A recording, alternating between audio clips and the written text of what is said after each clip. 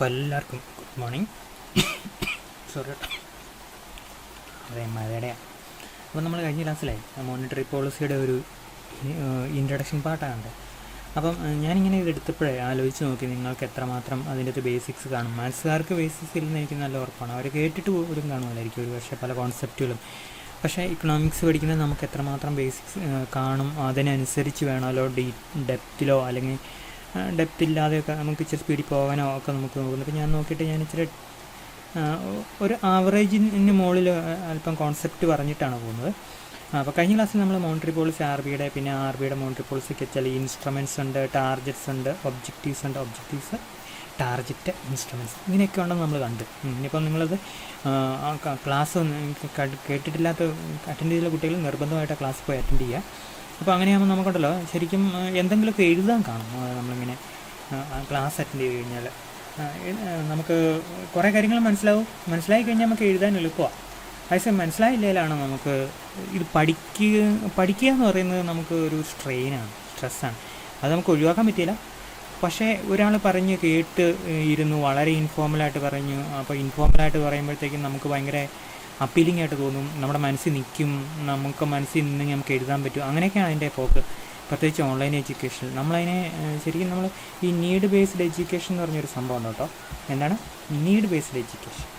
അവിടെ നമ്മൾ പോകുന്നത് ഒരു കാരണവശാലും എന്തിനാണെന്നല്ല, കോഴ്സ് സർട്ടിഫിക്കറ്റ് കിട്ടാനല്ല, നമ്മുടെ ആവശ്യത്തിനാണ് നീഡ് ബേസ്. കോച്ചിങ് ഒക്കെ എങ്ങനെയാണ് നീഡ് ബേസ്ഡ് എഡ്യൂക്കേഷൻ. വലിയ ഭയങ്കര ഓൺലൈനിൽ യൂട്യൂബ് വീഡിയോ ഇടുന്ന ചില ടീച്ചേഴ്സിനെ കാണുന്നത്. ടീച്ചേഴ്സ് അല്ല അവർ by profession they are not teachers, but എന്താണ് അവരുടെ ഒരു കൾച്ചർ ടീച്ചിങ്. യൂട്യൂബ് ടീച്ചേഴ്സിനെ നിങ്ങൾ കണ്ടിട്ടുണ്ടാവും, ചിലരുടെ ഭയങ്കര ഹിറ്റായിട്ടുള്ളത്, ചിലർക്ക് ഭയങ്കര നല്ല കേട്ടോ. അപ്പം അത് അവിടെ ചെല്ലുന്ന പിള്ളേരെല്ലാം ആവശ്യം കൊണ്ട് ചെല്ലുന്നത്. അപ്പോൾ അത് അങ്ങനെ തരത്തിലുള്ള എഡ്യൂക്കേഷനാണ് നമ്മൾ നീഡ് ബേസ്ഡ് എഡ്യൂക്കേഷൻ എന്ന് പറയുന്നത്. ഞങ്ങളുടെ എഡ്യൂക്കേഷൻ എന്ന് പറഞ്ഞാൽ നീഡ് ബേസ്ഡ് അല്ല, ഞങ്ങളുടേത് ഒരു ജോലിയുടെ ഭാഗമായിട്ടൊക്കെ തോന്നുക. അപ്പം ജോലിയുടെ ഭാഗമായിട്ട് എഡ്യൂക്കേഷൻ നടത്തുമ്പോൾ എന്ത് സംഭവിക്കുന്നു അറിയോ, അതിൻ്റെ ഒരു അതിൻ്റെ ഒരു നമുക്കതിലേക്ക് ഇടുന്ന എഫേർട്ടിന് ഒരു കുറവ് വരും എന്നിങ്ങനെ തോന്നും. ചിലപ്പോൾ അങ്ങനെ വരുമൊന്നും ഇല്ല കേട്ടോ, നന്നായിട്ട് തന്നെ ക്ലാസ് എടുക്കും. പക്ഷേ these two are different. So in the case of need-based education, when you are viewing some YouTube videos, the classes may look attractive. അവർക്ക് പറ്റുന്നതിൻ്റെ പരമാവധി എഫേർട്ട് ഇട്ട് അവരുണ്ട്. ഇപ്പോൾ നമ്മൾ ഞങ്ങളെല്ലാം അങ്ങനെ ശ്രമിക്കുന്നുണ്ട്. നീഡ് ബേസ്ഡ് എഡ്യൂക്കേഷൻ ലെവലിലേക്ക് എഡ്യൂക്കേഷൻ്റെ ക്വാളിറ്റി കൂട്ടാൻ നോക്കുന്നുണ്ട്. അപ്പോൾ അവിടെ നമ്മൾ ഇൻഫോർമലായിട്ടാണ് ക്ലാസ് എടുക്കേണ്ടത്. പ്രത്യേകിച്ച് ഓഫ്ലൈൻ അങ്ങനെയല്ല, നമുക്ക് ഫോർമലായിട്ട് എടുക്കാം. കാരണം നിങ്ങൾ അവിടെ നിൽപ്പുണ്ട്, നിങ്ങൾ നിൽക്കുന്നുണ്ട്, ശ്രദ്ധിക്കുന്നുണ്ടോ, ഞാൻ കാണുന്നുണ്ടോ, നിങ്ങൾ അറ്റൻഷൻ ആയിട്ടിരിക്കും, ശ്രദ്ധിക്കുന്നുണ്ടെന്നൊക്കെ അഭിനയിക്കും. ആണോ? അല്ലായിരിക്കും അല്ലേ? അപ്പോൾ അങ്ങനെയൊക്കെ അങ്ങ് പൊക്കോളും. പക്ഷേ ഇവിടെ അങ്ങനെയല്ലല്ലോ, നിങ്ങളവിടെ ഇരിക്കുന്നത്, നിങ്ങളെ ഞാൻ കാണുന്നില്ല. So to make you impressive the class we have use informal languages. മനസ്സിലായി? Informal tone like that, then only you can capture the content. Okay, അതുകൊണ്ടാണ് നമ്മൾ അങ്ങനെയൊക്കെ പോകുന്നത്. നമ്മൾ കഴിഞ്ഞ ക്ലാസ്സിലെ ഈ ഒബ്ജക്റ്റീവ്സ് പറഞ്ഞു, ഇൻഫ്ലേഷൻ ടാർജറ്റ് പറഞ്ഞു, ഇൻസ്ട്രുമെൻറ്റ്സ് പറഞ്ഞു. ഈ വാക്കുകൾ ഒരിക്കലും മറക്കരുത്. Especially since you belongs to a PG course, you should go through in deep. അപ്പോൾ അതാണ് നമ്മളിപ്പം നമുക്ക് വേറൊരു വഴിയില്ലത്. കാരണം ഡിഗ്രി ക്ലാസ്സിലെ പോലെയല്ല, ഡീപ്പിൽ പോകണം. അപ്പോൾ ഒബ്ജക്റ്റീവ്സ് എന്നാന്ന് പഠിച്ചു, ടാർജറ്റ്, ഇൻസ്ട്രുമെൻറ്റ് ഓരോ ഇൻസ്ട്രുമെൻറ്റ് നമ്മൾ പഠിക്കേണ്ടി വരും. ഇതൊന്നും നിങ്ങളുടെ സിലബസിൽ ഭയങ്കരമായിട്ട് പറഞ്ഞിട്ടില്ല. പക്ഷേ ഞാൻ എടുത്തു തരുന്നതിന് വെച്ചാൽ ഇനിയും ഇത് വേറെ ഒരിടത്തും കിട്ടാനില്ല. ഇത് പരീക്ഷയ്ക്കൊക്കെ ചോദിക്കുകയും ചെയ്യും. അതുകൊണ്ടാണ് ഇത് എടുത്തു തരുന്നത്. ഓക്കെ, അപ്പോൾ ഇനി ഈ മോണിറ്ററി പോളിസി ഇന്ത്യയെ വർക്ക് ചെയ്യുന്നത് എങ്ങനെയാണ് ഒക്കെ നമ്മൾ കണ്ടു. എങ്ങനെയാണ് CRR വഴി എങ്ങനെയാണ് വർക്ക് ചെയ്യുന്നത്. So in is working monetary policy assume certain type of relation between instruments and target in the given economic environment. അപ്പോൾ നമുക്കറിയാലോ, നമ്മുടെ വീട്ടിൽ കറണ്ട് വരുന്നത് എങ്ങനെയാണ്? അല്ല, ഇന്നിവിടെ കറണ്ട് ഇല്ല കേട്ടോ. കറണ്ട് വരുന്നത് എല്ലായിടത്തും കറണ്ട് കാണുമല്ലായിരിക്കും, മഴയൊക്കെ ആയതുകൊണ്ട്. കറണ്ട് വരുന്ന ഇങ്ങനെ അവിടെ ട്രാൻസ്ഫോമർ ഉണ്ട്. പിന്നെ അവിടുന്ന് ട്രാൻസ്ഫോമർ വരെ നമുക്കറിയാം. നമ്മൾ ഇടുക്കി പോയിട്ടൊക്കെ ഉണ്ടെങ്കിൽ ഇപ്പോൾ ട്രാൻസ്ഫോമർ, പിന്നെ അവിടുന്ന് കറണ്ട് കൂടെ നമ്മുടെ വീട്ടിൽ കറണ്ട് വന്നു. മെയിൻ സ്വിച്ചിന് മീറ്റർ ഉണ്ട്. അപ്പോൾ അതിലൂടെ ഒരു ട്രാൻസ്മിഷൻ മെക്കാനിസം ഉണ്ട്. ഇതുപോലെ തന്നെ മോണിറ്ററി പോളിസിക്ക് ഒരു ട്രാൻസ്മിഷൻ മെക്കാനിസം ഉണ്ട്. അവിടെ നമ്മൾ പറഞ്ഞു ബാങ്ക്സ് ഒരു മീഡിയമാണെന്ന് നമ്മൾ പറഞ്ഞു. RBIയുടെ മോണിറ്ററി പോളിസി സിഗ്നൽസ് ഇക്കോണമിക്കൽ ട്രാൻസ്മിറ്റ് ചെയ്യുന്ന മീഡിയം ആണ് banking system. So banking system is very important in conducting the monetary policy signal of the RBI. Okay, അപ്പോൾ ഫോർ എക്സാമ്പിൾ നമ്മൾ പറയുകയാണെങ്കിൽ എങ്ങനെ monetary how an interest rate increase, that means A repo increase. നമ്മൾ പറഞ്ഞല്ലോ, repo എന്ന് പറഞ്ഞ വാക്കിനെക്കുറിച്ച് നമ്മൾ പഠിച്ചൊന്നുമില്ലെങ്കിലും ഒത്തിരി കാര്യങ്ങൾ നമ്മൾ കണ്ടിട്ടുണ്ട്. റിപ്പോ എന്ന് പറഞ്ഞു കഴിഞ്ഞാൽ ഓവർനൈറ്റ് ലോൺ. ഓവർനൈറ്റ് എന്ന് പറഞ്ഞാൽ ഒറ്റ ദിവസം ലോണുള്ളൂ, അല്ലെങ്കിൽ 1 ഡേ ലോൺ RBI ബാങ്കിൽ കൊടുക്കും. അതിന് ലോണെന്ന് പറയത്തില്ല, ശരിക്കും നമ്മൾ അതിനെ പറയേണ്ട വാക്ക് ലിക്വിഡിറ്റി എന്നാണ്. ലിക്വിഡിറ്റി എന്ന് പറഞ്ഞാൽ the immediate money you can get, but you should repay this immediate money in the stipulated very short of time. 24 hours പൈസ തിരിച്ചു കൊടുക്കണം. ബാങ്കിന് പറ്റും, നമുക്ക് പറ്റുമല്ലോ. നമുക്ക് 24 മാസം ഉണ്ടെങ്കിൽ പൈസ തിരിച്ചെടുക്കാൻ പറ്റില്ല, നമുക്ക് വരുമാനം അനുസരിച്ച്. ബാങ്കിന് അങ്ങനെയല്ല, മറ്റുള്ളവർ പൈസ കിട്ടില്ല, അവർ തിരിച്ചടയ്ക്കും. ഓക്കെ, സോ അതാണ് RBIയുടെ ലിക്വിഡിറ്റി മാനേജ്മെൻറ്റ്. അതിന് RBI കൊണ്ടുവന്നിരിക്കുന്ന ഒരു മെക്കാനിസമാണ് റിപ്പോ എന്ന് പറഞ്ഞാൽ റീപർച്ചേസിങ് ഓപ്ഷനാണ്. അവിടെ സംഭവിക്കുന്നതെന്ന് അറിയാം, ബാങ്കുകൾ അവരിരിക്കുന്ന കടപ്പത്രം, ബോണ്ടെന്നൊക്കെ ഞാൻ ഇങ്ങനെ പറയും കേട്ടോ, കടപ്പത്രം ആർക്ക് കൊടുക്കും? RBIക്ക് കൊടുക്കും. RBI എന്ത് ചെയ്യും? അതിൻ്റെ കടപ്പത്രത്തിന് 1000 രൂപയുടെ വിലയുണ്ടെങ്കിൽ 1000 രൂപ ആർക്ക് കൊടുക്കും? ഈ ബാങ്കുകൾക്ക് കൊടുക്കും, ₹1000 കേട്ടോ, അങ്ങനെ കൊടുക്കും. ബാങ്കിൽ എന്ത് ചെയ്യും? പിറ്റേ ദിവസം 1000 രൂപ തിരിച്ചു കൊണ്ട് കൊടുക്കും. അപ്പോൾ RBI എന്ത് ചെയ്യും? ഇവരിൽ നിന്ന് മേടിച്ച ബോണ്ട് തിരിച്ചു കൊടുക്കും. ഇതുകൊണ്ടാണ് ഈ ബോണ്ട് തിരിച്ചു മേടിക്കുന്നതിനാണ് റീപർച്ചേസിങ് എന്ന് പറയുന്നത്. അതിനൊരു ഓപ്ഷൻ ഉണ്ട്, റീപർച്ചേസ് ചെയ്യാനുള്ള ഓപ്ഷൻ ഉണ്ട്. So that is called repurchasing option. So repo is a daily liquidity management instrument. നമ്മളത് പറയാതിരിക്കാൻ പറ്റില്ല. നമ്മൾ എന്തുകൊണ്ടാണ് ഈ ഡെയിലി ലിക്വിഡിറ്റി, ഈ ബാങ്കിങ് സിസ്റ്റം ഇങ്ങനെയൊക്കെ എങ്ങനെയാണ് വർക്ക് ചെയ്യുന്നതെന്ന് ആരെങ്കിലും ചോദിച്ചാൽ മറുപടി പറയേണ്ട ആൾക്കാരാണ് MA എക്കണോമിക്സ് പഠിച്ച ആൾക്കാർക്ക്. വേറെ ആർക്കും മറുപടി പറയാൻ പറ്റില്ല, അല്ലെങ്കിൽ അവർക്ക് പറയേണ്ട ആവശ്യമില്ല. അപ്പം നമ്മളത് അറിഞ്ഞിരിക്കണം. അപ്പോൾ ലിക്വിഡിറ്റി മാനേജ്മെൻറ്റ് എന്ന് പറയുന്നുണ്ടല്ലോ, സെൻട്രൽ ബാങ്ക് ഏറ്റവും പ്രധാനപ്പെട്ട ജോലിയാണ്. മണി പ്രിൻ്റ് ചെയ്യുന്നത് ബാങ്കിൽ, അതൊക്കെ അത്ര ഭയങ്കര പ്രധാനപ്പെട്ട സംഭവമല്ല. പക്ഷേ നമ്മൾ മണി പ്രിൻ്റ് ചെയ്യുന്ന കഴിഞ്ഞ് അതൊക്കെ നമ്മൾ സെൻട്രൽ ബാങ്കിനെ കുറിച്ച് ഫാസിനേറ്റ് ചെയ്യുന്ന കാര്യമല്ലേ. അതിനേക്കാൾ ഉപരി ഈ ബാങ്കിങ് സിസ്റ്റത്തിൽ എല്ലായിടത്തും കൃത്യമായിട്ട് പൈസ അവിടെ ചെല്ലുന്നുണ്ട്. ഒരു ബാങ്ക് പോലും പൈസ ഇല്ലാതെ ബുദ്ധിമുട്ടുന്നില്ല എന്ന് ഉറപ്പാക്കുന്നതിന് വേണ്ടി RBIക്ക് ഡെയിലി മെക്കാനിസം ഉണ്ട്. അതാണ് റിപ്പോ. മനസ്സിലായല്ലോ? റിപ്പോ അപ്പോൾ അങ്ങനെ ബാങ്കുകൾക്ക് ലോൺ കൊടുക്കുമ്പോൾ 1 ഡേക്ക് ചാർജ് ചെയ്യുന്ന റേറ്റ് ഓഫ് ഇൻട്രസ്റ്റ് ആണ് റിപ്പോ റേറ്റ്. ഇപ്പോൾ 4% കണ്ടോ കേട്ടോ. അപ്പോൾ അങ്ങനെ ആ റിപ്പോ റേറ്റ് കൂട്ടിക്കഴിഞ്ഞാൽ ബാങ്കിൽ അവരുടെ ഇൻട്രസ്റ്റ് റേറ്റ് കൂട്ടണം എന്നുള്ളതാണ് RBIയുടെ കാഴ്ചപ്പാട് എന്നാണ് വിശ്വാസം. ഞാൻ പഠിപ്പിച്ച് കഴിഞ്ഞാൽ നിങ്ങൾ പഠിക്കുന്നുണ്ട് എന്നുള്ളൊരു വിശ്വാസമില്ലേ? ആ വിശ്വാസം എത്രമാത്രം നടപ്പിലാകുന്നുണ്ടോ അത്രമാത്രമേ ഇവിടെ നടപ്പിലാകുന്നുള്ളൂ. അതായത് ശരിക്കും RBI റിപ്പോ റേറ്റ് കൂട്ടിയ ബാങ്കിൽ അങ്ങനെ കൂട്ടുന്നൊന്നുമില്ല, ഇൻട്രസ്റ്റ് റേറ്റ് കൂട്ടുന്നൊന്നുമില്ല. ഇൻട്രസ്റ്റ് റേറ്റ് കൂട്ടുമ്പം കൺസംഷൻ കുറയും, ഇൻവെസ്റ്റ്മെൻറ്റ് കുറയും, മണി സപ്ലൈ കുറയും, ഇൻഫ്ലേഷൻ കുറയും. ആ സീക്വൻസ് എല്ലാം നമ്മൾ ഇന്നലെ കണ്ടതാണ്. ഓക്കെ, നമ്മൾ പറഞ്ഞല്ലോ, ഇപ്പോൾ ഇതൊക്കെയാണ് അതിൻ്റെ ഒരു വർക്കിംഗ്. ഇതൊക്കെ നമ്മൾ വായിച്ച് പഠിക്കണമെങ്കിൽ ഉണ്ടല്ലോ ആയുസ് വേണ്ടി വരും. ആയുസ് എന്ന് പറഞ്ഞാൽ ഒരാളുടെ ആയുസ് വേണ്ടി വരും. ഇതൊക്കെ നമ്മൾ ഇങ്ങനെയൊക്കെയാണെന്ന് മനസ്സിലാക്കണമെങ്കിൽ, മനസ്സിലാക്കി ഒരാൾ പറഞ്ഞു തരുവാണെങ്കിൽ ഉണ്ടല്ലോ നമ്മുടെ ജീവിതം രക്ഷപ്പെട്ടു. അപ്പോൾ നമുക്ക് പലയിടത്തും മറുപടി പറയാൻ പറ്റും, ആരും മറുപടി പറഞ്ഞിട്ടില്ലാത്ത ചോദ്യങ്ങൾക്ക് ഉത്തരം പറയാൻ പറ്റും, അല്ലേ? അങ്ങനെയൊക്കെ നമുക്ക് പറ്റും. അതുകൊണ്ടാണ് ഞാനിങ്ങനെ പറഞ്ഞു തരുന്നത്. സോ മോണിറ്ററി പോളിസി എങ്ങനെയാണ് വർക്ക് ചെയ്യുന്നത്? ഞാൻ നിങ്ങളോട് പറഞ്ഞു, RBI rate of interest rate കൂട്ടി, റിപ്പോ റേറ്റ് കൂട്ടി. അപ്പോൾ ബാങ്കിൽ എന്തിനാണ് വരെ ലെൻഡിങ് റേറ്റ് കൂട്ടണം, ശരിയല്ലേ? So by the RBI influence the consumption and investment behavior in the general public, business entities and financial institutions. ഇതെല്ലാം നമ്മൾ പറഞ്ഞാൽ how the resultant change in consumption and investment activity influence the general price level and thus inflation. Hence there are many curious issues about the working of money which should be carefully understood. Fair idea of the topic. അപ്പോൾ ഇത് നമുക്ക് ചിലപ്പോൾ ഈ ഒരു ഐഡിയയൊക്കെ പലപ്പോഴും പല ആശയങ്ങളും നമുക്ക് ഇൻട്രസ്റ്റിംഗ് ആയിട്ട് തോന്നും, അല്ലേ? പക്ഷേ ആ ഇൻട്രസ്റ്റ് അവിടെ അന്വേഷണത്തിലേക്ക് പോകാറില്ല. അന്വേഷണത്തിന് പോയി കഴിഞ്ഞാൽ നമുക്ക് ഒരു രഘുരാൻ രാജനെ പോലെ നമുക്ക് പഠിക്കാൻ പറ്റും, ഉറപ്പായിട്ട് പഠിക്കാൻ പറ്റും. പിന്നെ നമ്മൾ രഘുരാൻ രാജനൊക്കെ വർക്കിലൂടെ വലിയ ആളായി തീർന്ന ആളാണ് കേട്ടോ. അദ്ദേഹം ലോകത്തിലെ സെൻട്രൽ ബാങ്കേഴ്സിൽ ഏറ്റവും മികച്ച ആളാണ്. MA എക്കണോമിക്സ് അല്ല, അദ്ദേഹം ഒരു എഞ്ചിനീയർ ആയിരുന്നു. അത് കഴിഞ്ഞ് എക്കണോമിക്സിൽ PhD നേടി. എക്കണോമിക്സിൽ അത് എന്തോ PG നേടി കാണുമായിരിക്കും. അത് കഴിഞ്ഞ് എക്കണോമിക്സിൽ PhD നേടി. അപ്പോൾ അങ്ങനെയുള്ള ആൾക്കാരൊക്കെ എക്കണോമിക്സ് എല്ലാം ABCD അറിഞ്ഞിട്ടല്ല പോയി ഇക്കോണമിസ്റ്റുകളാണ്. ലോകം അറിയുന്ന ഇക്കോണമിസ്റ്റുകളൊക്കെ ഉണ്ടല്ലോ, ഒരു 3 വർഷം കൊണ്ടൊക്കെ എക്കണോമിക്സ് പഠിച്ച് അങ്ങനെ കയറി വന്നവരാ. നമുക്കതിനുള്ള സാധ്യതയുണ്ട്, നമുക്കതിനുള്ള സമയം ഇനിയും ഉണ്ടെന്നാണ് ഞാൻ ഉദ്ദേശിച്ചത്. So first of all the monetary policy essentially has objectives. നമ്മൾ പറഞ്ഞല്ലേ, ഒബ്ജക്റ്റീവ് ഇൻസ്ട്രുമെൻ്റ് ടാർഗറ്റ്. ഒരു മതം, ഒരു ജാതി, ഒരു ദൈവം എന്നൊക്കെ നമ്മൾ പറഞ്ഞിട്ടില്ല. എന്ന് പറഞ്ഞാൽ RBIയുടെ മോണിറ്ററി പോളിസിക്ക് ഒരൊറ്റ ഒബ്ജക്റ്റീവേ ഉള്ളൂ. എന്താണ്? Price stability. അതിനൊരൊറ്റ ടാർഗറ്റ് ഉള്ളൂ. എന്താണ്? ഇൻഫ്ലേഷൻ. അതിനൊരൊറ്റ ഇൻസ്ട്രുമെൻ്റ് ഉള്ളൂ. എന്താണ്? റിപ്പോ. മനസ്സിലായല്ലോ? ഒരു ഒബ്ജക്റ്റീവ്, ഒരു ടാർഗറ്റ്, ഒരു ഇൻസ്ട്രുമെൻ്റ്. മനസ്സിലായല്ലോ? അപ്പോൾ അത് ഈ ഒരു രീതിയിൽ RBI അതിൻ്റെ മോണിറ്ററി പോളിസി സെറ്റ് ചെയ്തേക്കാം. സെൻട്രൽ ബാങ്ക് എന്ന് പറഞ്ഞു കഴിഞ്ഞാൽ ഭയങ്കര തങ്ങളുടെ കഴിവിൽ വിശ്വസിക്കുന്ന ഒരു കൾട്ടാണ്. നമ്മൾ കൾട്ടെന്നൊക്കെ പറയാമല്ലേ, അത്ര കൾട്ടാണ് ഇവർ സെൻട്രൽ ബാങ്കേഴ്സ്. നമ്മൾ അവരുടെ കുറിച്ച് ഡീപ്പായിട്ട് വായിച്ചു പോകുമ്പോൾ നമ്മൾ അവരുടെ കുറിച്ച് ജോയിൻ ചെയ്യാൻ തോന്നും. അത്രമാത്രം ഡീപ്പറായിട്ട് നോളജുള്ള, സ്വന്തം ബിസിനസ് വേറെ ആരെയും നോക്കാതെ ചെയ്യുന്ന ഒരു ഗ്രൂപ്പാണ് സെൻട്രൽ ബാങ്കേഴ്സ്. ആ സെൻട്രൽ ബാങ്കേഴ്സ് എല്ലാം മോണിറ്ററിസ്റ്റ് ആയിരുന്നു. മോണിറ്ററിസ്റ്റ് എന്ന് പറഞ്ഞാൽ നമ്മൾ കഴിഞ്ഞ ക്ലാസ്സിൽ പഠിച്ചതാണ്, അല്ലേ? സെൻട്രൽ ബാങ്ക്സ് എല്ലാം നമ്മളെന്താ ഡൈ ഹാർഡ് മോണിറ്ററിസ്റ്റുകളായിരിക്കും. സെൻട്രൽ ബാങ്ക്സിൻ്റെ ഗവർണേഴ്സ് അല്ല. നമ്മളൊരു ഗവർണർ നോക്കിയിട്ട് അയാളെ പ്രൊഫൈൽ എടുത്ത് നോക്കുക, അയാൾ എന്തോരം മോണിറ്ററിസ്റ്റിലാണെന്ന് നോക്കി കഴിഞ്ഞാൽ അറിയാം അയാളുടെ നിലപാട്.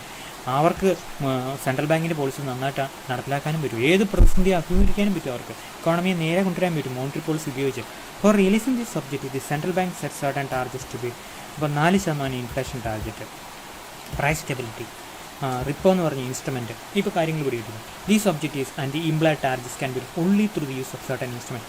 Some of the instruments of monetary policy are. ചില ഇൻസ്ട്രുമെൻറ്റിനെ കുറിച്ച് നമ്മൾ പറയുന്നത് ഒത്തിരി ഇൻസ്ട്രുമെൻറ്റ്സ് ഉണ്ട്. ഇത് ശരിക്കും പറയുകയാണെങ്കിൽ RBI ഉണ്ടല്ലോ, ഇൻഫ്ലേഷൻ ടാർഗറ്റ് ചെയ്യാൻ വേണ്ടി, ഇൻഫ്ലേഷനെ ഫൈറ്റ് ചെയ്യാൻ വേണ്ടി ഉപയോഗിക്കുന്ന ഇൻസ്ട്രുമെൻറ്റ് റിപ്പോ മാത്രമേ ഉള്ളൂ. അതുകൊണ്ട് റിപ്പോയെ നമ്മൾ 1ാം സ്ഥാനത്ത് നിൽക്കണം, ബാക്കിയുള്ളവരെ 3ാം സ്ഥാനത്ത് നിർത്തണം. 2ാം സ്ഥാനം ആർക്കും കൊടുക്കണം. റിപ്പോയ്ക്ക് അത്രയും പ്രാധാന്യം അറിയിക്കാൻ വേണ്ടി ബാക്കി ഇൻസ്ട്രുമെൻറ്റ് നോക്കാം. LAF, CRRS, എല്ലാവരും ഓപ്പൺ മാർക്കറ്റ് ഓപ്പറേഷൻ, ഇങ്ങനെ കുറേ ഉണ്ട്, നമ്മൾ വലിയ പരിചയപ്പെടും. മോണിറ്ററി പോളിസി ഷെഡ്യൂളിനെ കുറിച്ച് വിചാരിക്കേണ്ട, അത് നമുക്കിങ്ങനെ ഉണ്ടെന്നൊക്കെ മാത്രം വിചാരിച്ചാൽ മതി. ഓക്കെ, ഇനി നമ്മൾ കാണുന്നുണ്ടല്ലോ എന്താണ് ഇൻസ്ട്രുമെൻറ്റ്, എന്താണ് ഒബ്ജക്റ്റീവ്, എന്താണ് ഇൻസ്ട്രുമെൻറ്റ്, എന്താണ് ടാർഗറ്റ് മോണിറ്ററി പോളിസി എന്നുള്ളതാണ്. As a micro economic policy, monetary policy as objective, instruments and targets. The science of monetary policy explains how these 3 are related to each other so that the central bank efficiently execute policy without errors. നമ്മൾ പറയാമല്ലോ ചന്ദ്രയാൻ അല്ലെങ്കിൽ മംഗൾയാൻ, അതൊക്കെ വളരെ പ്രിസീഷനായിട്ടുള്ള ഒരു technological എക്സസൈസാണ്. അതുപോലെ ഒരു സംഭവമാണ് monetary policy. For example, to release price stability, that is object, RBI should control inflation. Okay, how much inflation rate is, you can describe it as what? Price stability. 4% inflation can be described as price stability. 2% also can be described as a situation of price stability.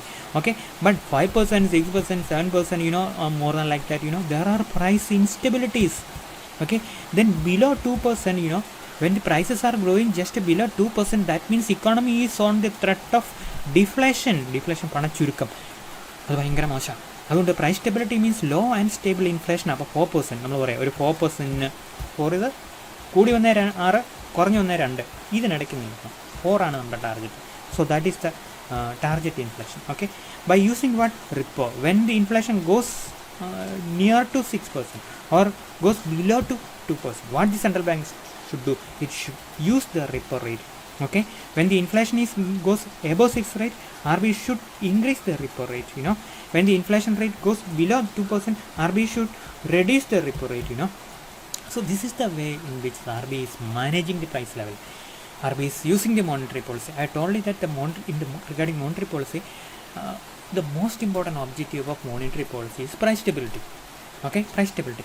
That means the most important objective is containing inflation within this band of how much around this target of 4%, using what? Repo. So repo, inflation targeting are the most important part of monetary policy. Other elements of monetary policy are less significant. Okay, because central banks are known for fighting inflation. അപ്പോൾ objective എന്താണ്? Objective എന്ന് പറഞ്ഞാൽ price stability ആവാം, financial stability ആവാം, അല്ലെങ്കിൽ ആവശ്യത്തിന് credit കൊടുക്കുന്നതിന് നമ്മൾ ഇക്കണോമിക് ഗ്രോത്ത് എന്ന് പറയും കേട്ടോ. എന്താണ് monetary policy instrument? The word instrument simply refers to tool used by RBI to hit the targets as best to realize the objective.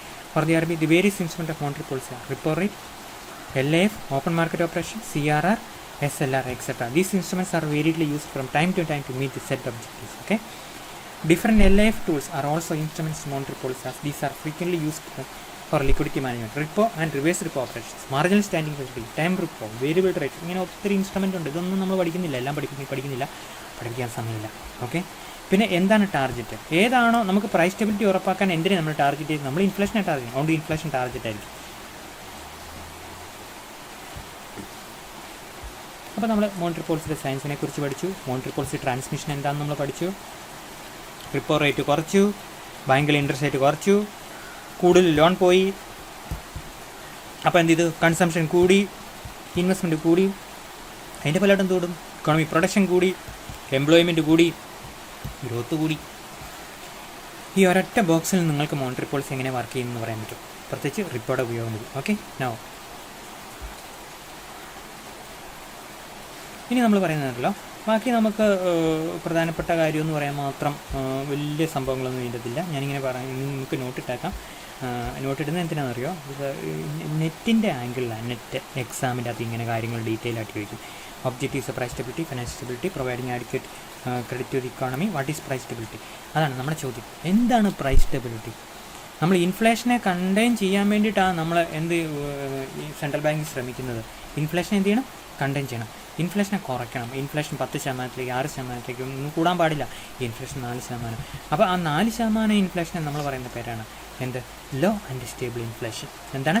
Price സ്റ്റെബിലിറ്റിക്ക് പറയുന്ന പേരാണ് low and stable inflation. Low and stable inflation. Inflation price stability എന്ന് പറഞ്ഞാൽ വില സ്ഥിരത എന്ന് പറഞ്ഞ് price level സ്റ്റേബിളായിട്ട് നിൽക്കുക എന്ന് പറഞ്ഞാൽ ഇൻഫ്ലേഷൻ അതിൻ്റെ തൊണ്ട്. അപ്പോൾ എത്ര വരാം? ഒരു 4% വരാം. അത് കൂടാൻ പാടില്ല. മനസ്സിലായല്ലോ? So that is called price stability. അപ്പോൾ പ്രൈസ് സ്റ്റെബിലിറ്റി എന്താ നമ്മൾ പറഞ്ഞു? അതിൻ്റെ എക്സ്പ്ലനേഷൻ എന്താണ്? പ്രൈസ് സ്റ്റെബിലിറ്റി എന്ന് പറഞ്ഞാൽ ലോ ആൻഡ് സ്റ്റേബിൾ ഇൻഫ്ലേഷനാണ് നമ്മൾ പറഞ്ഞത്. Okay, low and stable inflation നമ്മളിവിടെ പറഞ്ഞിട്ടുണ്ട്. Price stability means low. ഒരിക്കലും ഈ പണപ്പെരുപ്പം കൂടി ഇക്കോണമിയിൽ ആളുകൾക്ക് സേവ് ചെയ്യാതിരിക്കുന്ന അവസ്ഥ വരരുത്. അതുപോലെ ആളുകൾക്ക് പ്രൊഡ്യൂസേഴ്സിന് പ്രൊഡ്യൂസ് ചെയ്യാൻ അവസ്ഥ വരരുത്. ഇക്കോണമി ഇൻസ്റ്റെബിലിറ്റി വരരുത്. സോ അങ്ങനെയുള്ള ആ ഒബ്ജക്റ്റീവ് നമ്മൾ പ്രൈസ് സ്റ്റെബിലിറ്റി എന്ന് പറയും. ഇപ്പോൾ ഇന്ത്യയിലുണ്ടല്ലോ ഓരോ വർഷവും ഇൻഫ്ലേഷൻ ടാർഗറ്റ് വെച്ചിട്ടുണ്ട്. 4% ഇൻഫ്ലേഷൻ ടാർഗറ്റ്. അതിൽ കൂടുതൽ ഇൻഫ്ലേഷൻ വരാൻ പാടില്ല. മനസ്സിലായില്ലേ? 2% കുറയാൻ പാടില്ല. അപ്പോൾ സെൻട്രൽ ബാങ്ക് എപ്പോഴും ഇങ്ങനെ നോക്കിയിരിക്കണം. എത്ര ഇൻഫ്ലേഷൻ? 4%. 4%, 6% കൂടി കഴിഞ്ഞാൽ RBI ഇൻ്റർവെൻ ചെയ്യണം. 2% കുറഞ്ഞാലും RBI ഇൻ്റർവെൻ ചെയ്യണം. അപ്പോൾ ഇന്ത്യയിൽ അങ്ങനെ ഇതൊക്കെ ഇൻഫ്ലേഷന് ടാർഗറ്റ് വെച്ചിട്ട് നമുക്ക് മോണിറ്ററി പോളിസി ഡ്രില്ലാമേ നമ്മൾ പഠിക്കേണ്ട കാര്യമില്ല ഇപ്പോൾ. ഓക്കെ, ഇനി why mild level of inflation is good for the economy. നമ്മൾ പറഞ്ഞല്ലോ ഈ 4% ഇൻഫ്ലേഷൻ നല്ലതാണ്. 4% ഇൻഫ്ലേഷൻ വരുമ്പോഴല്ലോ അതിൻ്റെ അർത്ഥം സാധനങ്ങളുടെ വില കൂടുകയെന്നാണ്. അതിൻ്റെ അർത്ഥം ഡിമാൻഡ് കൂടുകയെന്നാണ്. അതിൻ്റെ അർത്ഥം നമ്മൾ എന്തെങ്കിലും പ്രൊഡ്യൂസ് ചെയ്ത ആൾക്കാർ മേടിക്കാനുണ്ടെന്നാണ്. അപ്പം you produce more. When you are producing more there will be investment, there will be employment. ശരിയല്ലേ? There will be income growth, there will be economic growth. So everything is very positive. Everything. ഒരു second, ഞാനിപ്പോൾ ഒരു second, ഒരിച്ച time തന്നെ. ഒരു second. Okay, sorry കേട്ടോ. അപ്പോൾ നമ്മൾ പറഞ്ഞതെന്നറിയോ, എന്താണ് ഈ മൈൽഡ് ലെവൽ ഓഫ് ഇൻഫ്ലേഷൻ എത്രമാത്രം നല്ലതാണ്, അല്ലെങ്കിൽ ലോ ആൻഡ് സ്റ്റേബിൾ ഇൻഫ്ലേഷനാണ് നല്ലതെന്ന് നമ്മൾ പറഞ്ഞല്ലോ. അപ്പോൾ അങ്ങനെ ലോ ആൻഡ് സ്റ്റേബിൾ ഇൻഫ്ലേഷൻ നല്ലതാണെങ്കിൽ അതിൻ്റെ കാരണം ഇതാണ്. ലോ ആൻഡ് സ്റ്റേബിൾ ഇൻഫ്ലേഷൻ എന്ത് വരും? നമുക്ക് പ്രൊഡക്ഷൻ കൂടും, ഇൻവെസ്റ്റ്മെൻറ്റ് കൂടും, സാധനങ്ങളുടെ വില കൂടും. ഇത് നമ്മൾ ഈ ലോ ആൻഡ് സ്റ്റേബിൾ ഇൻഫ്ലേഷൻ, കുറച്ച് ഇൻഫ്ലേഷൻ ഇക്കോണമി നല്ലതാണ് എന്ന് പറയുമ്പോൾ അതിൻ്റെ ലോജിക്ക് എന്ത്? അല്ലെങ്കിൽ അതാണ് പ്രൈസ് സ്റ്റെബിലിറ്റി എന്ന് പറയുന്നതിൻ്റെ ലോജിക്ക്. അതിൻ്റെ യുക്തി ഇതാണ്. പ്രൈസസ് കൂടുമ്പം നമ്മൾ ബിസിനസ് പീപ്പിളിൻ്റെ ആംഗിളിലേ ചിന്തിക്കാവുള്ളൂ കേട്ടോ. ഇന്ന് ആമസോണിൻ്റെ പരസ്യങ്ങളുണ്ടോ ഹിന്ദുവിൻ്റെ ഫ്രണ്ട് പേജിൽ? അതായത് ഇന്ത്യയിൽ ആയിരക്കണക്കിന് ആൾക്കാർ ഈ ലോക്ക്ഡൗണിൽ ഒരു കണക്കെടുത്തിട്ടുണ്ട്. നിയർലി 6 lakh സംതിങ് ഞാൻ തോന്നുന്നു കേട്ടോ. 6 ഞാൻ ഓർക്കുന്നില്ല, 6 ആണ് 2.9 lakhs ആണോ ഓർക്കുന്നില്ല. പക്ഷേ 7 lakh പീപ്പിൾ സെല്ലേഴ്സായിട്ട് ആമസോണിൽ വന്നിട്ടുണ്ട് കഴിഞ്ഞ ലോക്ക്ഡൗൺ 2 വർഷത്തിനുള്ളിൽ. നമുക്ക് സെല്ലേഴ്സായിട്ട് ജോയിൻ ചെയ്യാം. നിങ്ങൾക്ക് എന്തെങ്കിലും ഒരു പ്രോഡക്റ്റ് ഉണ്ടെങ്കിൽ ആമസോണിൽ നിങ്ങൾക്ക് വിൽക്കാനിടാം. ഞാൻ പറഞ്ഞതേ നമുക്കൊരു ജോലി കിട്ടണമെന്ന് നിർബന്ധമൊന്നുമില്ല. നമുക്കൊരു പ്രോഡക്റ്റ് ഉണ്ടാക്കി നമുക്ക് വിൽക്കാമല്ലോ. എത്രയും പ്രോഡക്റ്റ് നമുക്ക് വിൽക്കാൻ പറ്റും? നിങ്ങളുടെ മനസ്സിൽ ഒരു ഐഡിയ കാണും, ചിന്തിക്കാം. നമുക്ക് ഒരു ഇൻകം ഉണ്ടാക്കാം. അപ്പോൾ അത് നല്ല കേട്ടോ. അങ്ങനെയാണ് ഇക്കണോമിക് ആക്ടിവിറ്റി നമ്മൾ നടത്തേണ്ടത്. നമ്മളെപ്പോഴും ഒരു ജോലി കിട്ടാൻ വേണ്ടിയിട്ടല്ല നടക്കുന്നത്. ഒരു പ്രൊഡക്റ്റ് ഉണ്ടാക്കി റിസ്ക് എടുത്ത് കുറച്ച് ഇൻവെസ്റ്റ് ചെയ്തിട്ട് പ്രൊഡക്റ്റ് വിറ്റ് കാശുണ്ടാക്കാം. അങ്ങനെ നോർത്ത് ഇന്ത്യയിൽ ഇഷ്ടംപോലെ ആൾക്കാരെ ഉണ്ട്. നമുക്കും ആലോചിക്കാം അതിനെപ്പറ്റി. നിങ്ങൾ ഓരോരുത്തരും ആലോചിക്കുക, ഞാനും സപ്പോർട്ട് ചെയ്യാം. അപ്പോൾ ആമസോണിൻ്റെ ആ പരസ്യം ഒന്ന് കാണേണ്ടി കേട്ടോ. എന്നിട്ട് കുറേ കുട്ടികൾ എന്ന് പറഞ്ഞാൽ വെരി യങ് പീപ്പിൾ അവരുടെ സെല്ലർ ID ഒക്കെ കൊടുത്തേക്കുക. ആമസോണിൻ്റെ ഹിന്ദുവിൻ്റെ ഇന്നത്തെ ഫ്രണ്ട് പേജിലെ പരസ്യം ഇതാ. അല്ല, നമ്മൾ പ്രൊഡക്റ്റ് മേടിക്കാൻ വേണ്ടി അങ്ങോട്ട് എപ്പോഴും പോകണ്ട. നമുക്ക് പ്രൊഡക്റ്റ് ഉണ്ടാക്കി വിൽക്കാം. ഭയങ്കര ഈസി കേട്ടോ പ്രൊഡക്റ്റ് ഉണ്ടാക്കി വിൽക്കുക എന്ന് പറഞ്ഞാൽ. So I'm talking about how the business people catches the price signal. Business people എന്ത് ചെയ്യും, അല്ലെങ്കിൽ എൻ്റർപ്രൈസ് എന്ത് ചെയ്യും? പ്രൈസ് കൂടുക എന്ന് പറഞ്ഞാൽ ആ സാധനം കൂടുതൽ പ്രൊഡ്യൂസ് ചെയ്യും. മനസ്സിലായല്ലോ? അപ്പം കൂടുതൽ പ്രൊഡ്യൂസ് ചെയ്യുന്നത് ഇൻവെസ്റ്റ്മെൻറ്റ് നടത്തണം. ഇൻവെസ്റ്റ്മെൻറ്റിന് കൂടുതൽ ആൾക്കാർക്ക് എംപ്ലോയ്മെൻറ്റ് കൊടുക്കണം. നമ്മൾ പറഞ്ഞല്ലോ, എംപ്ലോയ്മെൻറ്റ് കൊടുത്തു കഴിഞ്ഞാൽ ഇൻകം കൂടും. ഇൻകം കൊടുത്തു കഴിഞ്ഞാൽ എക്കണോമിക് ഗ്രോത്ത് കൂടും. മനസ്സിലായല്ലോ? So this is the reason why mild level of inflation is good for the economy. Too much inflation is what we can distortionary for the economy. It discourages economic activities. What happens? It discourages economic activities. ആ കാര്യങ്ങൾ ഇവിടെ പറഞ്ഞിരിക്കുന്നു കേട്ടോ. നിങ്ങളത് നമുക്ക് വായിച്ചു കഴിഞ്ഞാൽ മനസ്സിലാക്കുന്നതിനിടയ്ക്ക് യുക്തിപരമായി സ്വീകരിക്കാവുന്ന കാര്യങ്ങൾ ഇവിടെ പറഞ്ഞിട്ടുള്ളൂ. നമുക്ക് ഇതിനകത്തെല്ലാം യുക്തിയാണ്. എക്കണോമിക്സ് എന്ന് പറഞ്ഞൊരു വിഷയത്തിൻ്റെ ഏറ്റവും വലിയ പ്രശ്നം അറിയാം. Basically it is A subject of Logix ആണ് ഇതിനകത്ത് മുഴുവനും. പിന്നെ ഒരു ചെസ്സ് കളിക്കാരൻ്റെ മനസ്സോടെ അത് നമ്മൾ സബ്ജക്റ്റ് വായിച്ച് മനസ്സിലാക്കേണ്ടി വരും. എനിക്ക് ചെസ്സ് കളി ഭയങ്കര ഇഷ്ടമായിരുന്നു കേട്ടോ. നമ്മുടെ സമയം അങ്ങ് പോകും ചെസ്സ് കളിക്കാൻ പോയേക്കരുത്. അപ്പോൾ എന്തുകൊണ്ടാണ് ഇൻഫ്ലേഷൻ ഭയങ്കര മൈൽഡ് ഇൻഫ്ലേഷൻ നല്ലതാണെന്ന് നമ്മൾ. അടുത്തതാണ് ഫൈനാൻഷ്യൽ സ്റ്റെബിലിറ്റി. ഈ ഒബ്ജക്റ്റീവ് ഒക്കെ ഉണ്ടല്ലോ, What is financial stability? Financial stability is a situation of where financial institutions remain healthy. എന്താണ് healthy and stable while delivering their functions. മനസ്സിലായല്ലോ? ഫൈനാൻഷ്യൽ ഇൻസ്റ്റിറ്റ്യൂഷൻസ് ഭയങ്കര സ്റ്റേബിളാണ്. They are very healthy in delivering their functions. What are the functions of a financial institution? Take deposits, give loans, invest in government securities. ഇതെല്ലാം ഞാനിങ്ങനെ പറയുമ്പോൾ നിങ്ങൾ ഓർത്തിരുന്നാൽ മതി കേട്ടോ. എന്താണ് investment? This is the main function of financial institution. We call it as financial intermediation. എന്താണ് financial intermediation? Financial intermediation, the business of mobilizing funds from the general public and providing funds to the general public. You are just an intermediary. You are not creating any fund of your own, rather you are mobilizing funds. So in that capacity you should remain healthy. You will remain healthy if people are repaying your money. Okay, that means loans are coming back. Okay, these are very simple things, coming back. Or there is no non-performing asset. What is asset? Asset is the loan given by a financial entity. For a financial entity, its assets are loan. Okay, if the assets are not coming back, how you can give again deposit? Actually it's not difficult, it is not easy for you. So you have to find your own money to give back the deposits if the loan takers are not repaying the money from you. Okay, so such assets or such assets which are not coming are termed as non-performing assets. മനസ്സിലായി? കിട്ടാക്കടമെന്ന് അതിനർത്ഥം.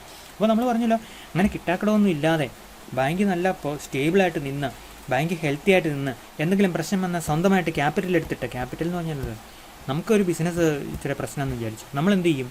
നമ്മുടെ കയ്യിൽ നിന്ന് പൈസ എടുത്തിടും, ശരിയല്ലേ? So we call it S capital. ഒരു business run ചെയ്യാൻ വേണ്ടി ആ സംരംഭകൻ സ്വന്തം പോക്കറ്റിൽ നിന്ന് എടുത്തിരുന്ന പൈസയ്ക്ക് പറയുന്ന പേരാ ക്യാപിറ്റൽ. അതിൻ്റെ പ്രായോഗിക മീനിങ് അതാണ്. ബാക്കി പല രീതിയിലും ഡിക്ഷണറി പോയി കഴിഞ്ഞാൽ വ്യാപകമായ അർത്ഥങ്ങൾ കാണും. പക്ഷേ if you are a business entity, if you are putting money out of your pocket for the day to day activities of business, you are putting capital. Capital is the money injected by the owner or the promoter of that company. Okay, അപ്പോൾ shareholding പൈസ വരുന്നത് നമുക്കറിയാലോ. Share വിറ്റടിച്ചിട്ട്, ശരിയല്ലേ? ഞാൻ delete ചെയ്തോട്ടെ. അപ്പോൾ നമ്മൾ എന്താണ് ഈ ഫൈനാൻഷ്യൽ സ്റ്റെബിലിറ്റി എന്ന് നമ്മൾ കാണും. ഫൈനാൻഷ്യൽ സ്റ്റെബിലിറ്റി എന്ന് പറഞ്ഞാൽ ബാങ്കിൽ പരാജയപ്പെടാതിരിക്കുക, ബാങ്കിൽ ഹെൽത്തി ആയിട്ടിരിക്കുക, ബാങ്കിൻ്റെ NBA ഭയങ്കര കുറവായിട്ടിരിക്കുക, ബാങ്കിന് ആവശ്യത്തിന് ക്യാപിറ്റൽ ഉണ്ടായിരിക്കുക. മനസ്സിലായല്ലോ? ഒന്നുമില്ല, ഒരു സെക്കൻഡ് ഒന്ന് വെയിറ്റ് ചെയ്യണേ. ഡിലീറ്റ് ചെയ്തില്ല, നിങ്ങൾക്ക് അതൊന്നും കാണാൻ പറ്റില്ല.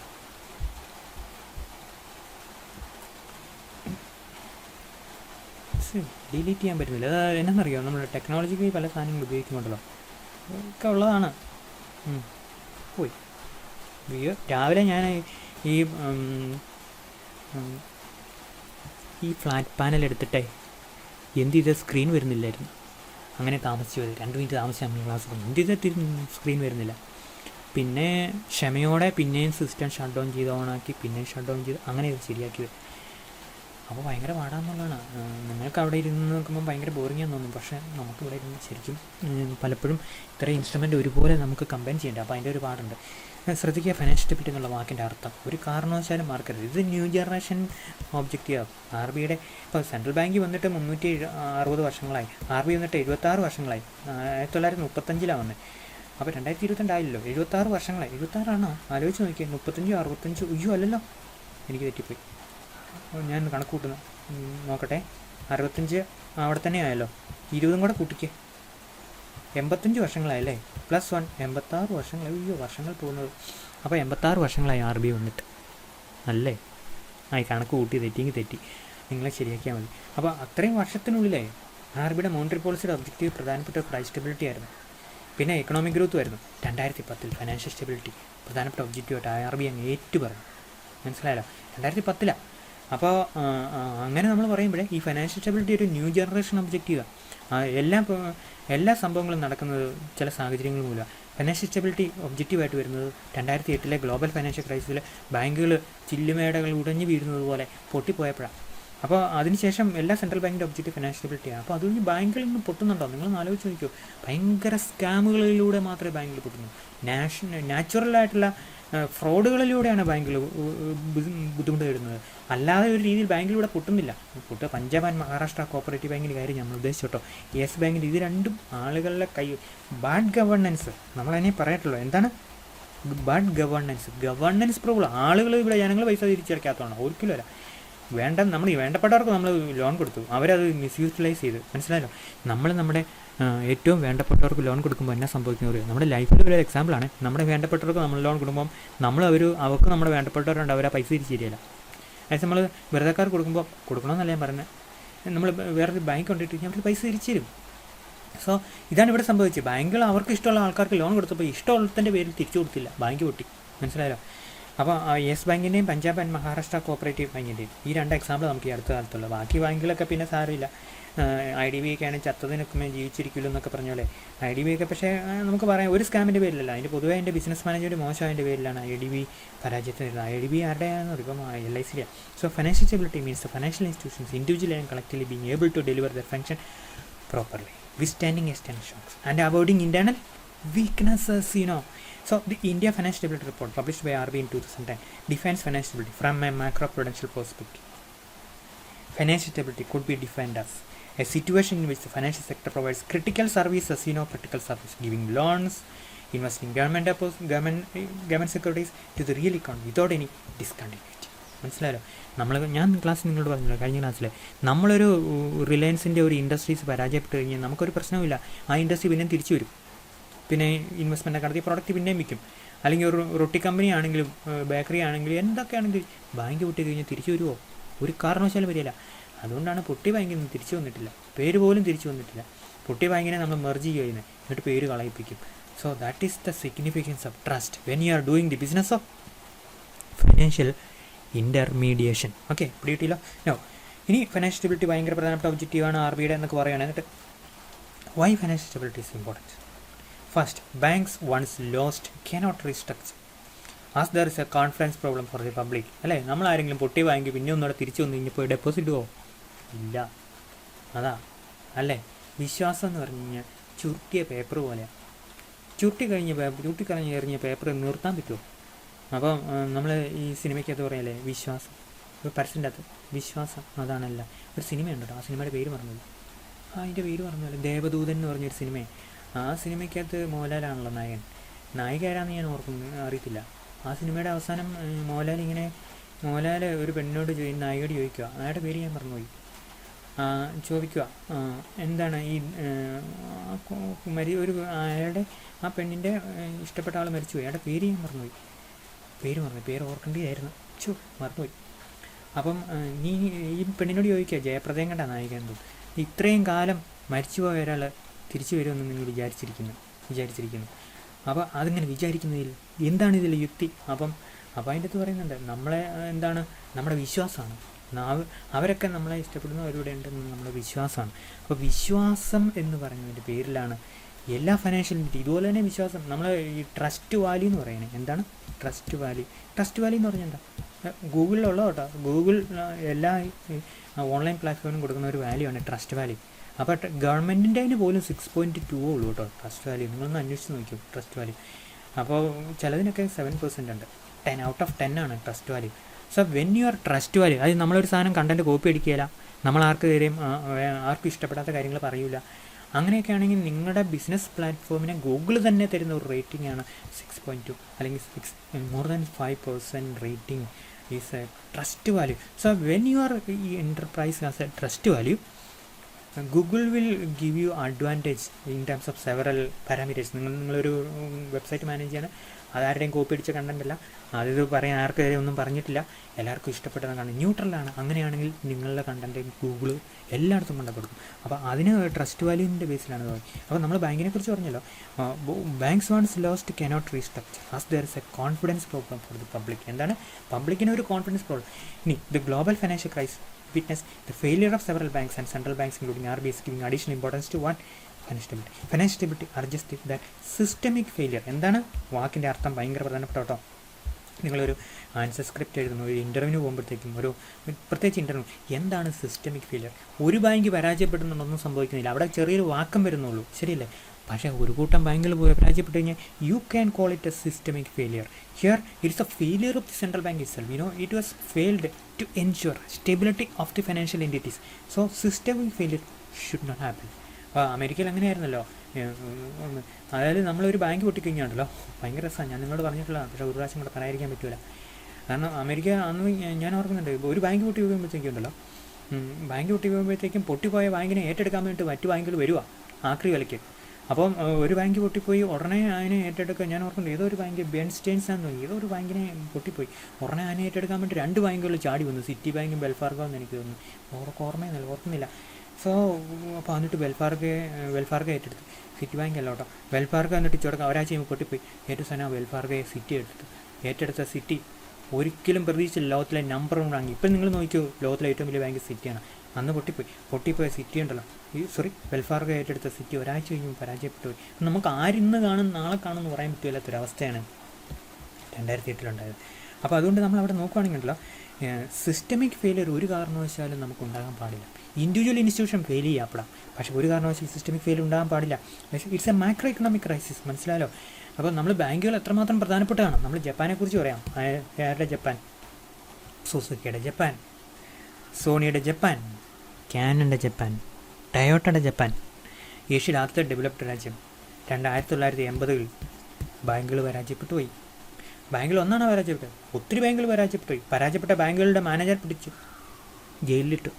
ആരിട്ട്? ഗവൺമെൻറ് ഇട്ടു. നമ്മളിവിടുത്തെ പോലെ ബാങ്കിൽ നിന്ന് പൈസ കൂടെ അടിച്ചെടുത്തുകൊണ്ട് പോയാൽ പോലും നമ്മുടെ ബാങ്ക് മാനേജറിന് കുഴപ്പമൊന്നുമില്ല. പ്രശ്നമുണ്ട് കേട്ടോ, ഇപ്പോഴുണ്ട്. അവിടെ എങ്ങനെയല്ല, ബാങ്ക് പൊട്ടിക്കഴിഞ്ഞാൽ ബാങ്ക് മാനേജർ 50 വർഷത്തേക്ക് തടവിൽ. പിന്നെ പൊതുജനങ്ങൾ ഭയങ്കരമായിട്ട് അയാളെ പഠിക്കുകയും ചെയ്യും. അതുകൊണ്ട് ബാങ്കിൻ്റെ മാനേജേഴ്സ് അതിൻ്റെ 8ാം നിലയിൽ തടി ആത്മഹത്യ ചെയ്തു.